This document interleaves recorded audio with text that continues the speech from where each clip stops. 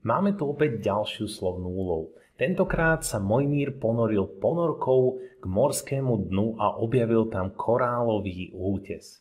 Na tomto útese vládli hviezdice. Žilo tam tiež 59 morských koníkov, ktorých bolo ale o 28 menej ako hviezdic. Koľko hviezdic žilo na korálovom útese? Poďme sa na to pozrieť. Táto slovná úloha vyzerá zaujímavo. Takže my vieme, že sme na nejakom morskom dne, na nejakom korálovom útese. No a žijú tu teda hviezdice a taktiež tu žijú morské koníky. No ja teda viem, že medzi počtom hviezdic, ktoré tu žijú a počtom morských koníkov, ktoré tu žijú, je nejaký vzťah. My totiž to vieme, morských koníkov je o 28 menej ako hviezdic. Tak s tým poďme pracovať. Dobre, mám teda nejaký počet hviezdic, mám nejaký počet koníkov. No ja teda ešte viem jednu informáciu. Ja viem, že počet koníkov je o 28 menej ako hviezdic. Ja viem, že ak od počtu hviezdic odčítam 28, počet hviezdic minus 28, tak dostanem počet koníkov, ktoré tu žijú. My by sme si to mohli zapísať ešte iným spôsobom, totižto ja, ak by som si k nášmu počtu koníkov pričítal 28 plus 28, tak získam počet hviezdic. Zapísal som si teda túto našu slovnú úlohu dvomi rôznymi spôsobmi. Poďme sa zastaviť ešte na chvíľku a overiť si, či je to naozaj správne. Potrebujeme zistiť, koľko hviezdic tu žije. My vieme, že tu žijú morské koníky, ktorých je teda o 28 menej ako hviezdic. Takže vieme, že keď od počtu hviezdic odčítame 28, získame počet koníkov. Alebo ak ku počtu koníkov pričítame 28, získame počet hviezdic.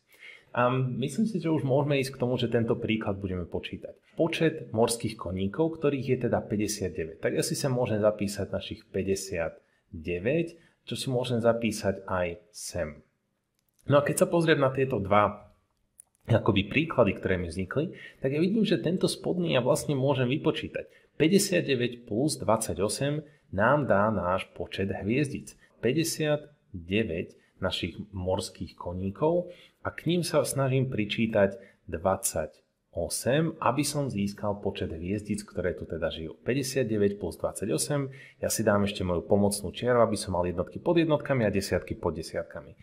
9 plus 8 sa bude rovnať, čomu sa to bude rovnať? Môžete si vždy pomôcť takto na kraji. 9 plus 8, od 9 k 10 mi chýba 1 a potom mám ešte ďalších 7, takže to bude 17. No a keďže je to 17, ja viem, že našu desiatku si musím preniesť k našim desiatkám a sedmičku, čo sú naše jednotky, si môžem zapísať do výsledku. Teda sedmičku si zapíšem sem a jednotku si prenesiem k našim desiatkám. To je teda našich 17. No a ešte si dopočítam desiatky. 1 plus 5 sa rovná 6, 6 plus 2 sa rovná 8. No a zistili sme teda, že našich hviezdic je 87. Ak by ste si chceli overiť, že sme to naozaj vypočítali správne, tak si môžeme vyskúšať vypočítať aj tento prvý príklad. 87 hviezdic minus 28 by sa malo rovnať 59. To by bola naša skúška správnosti.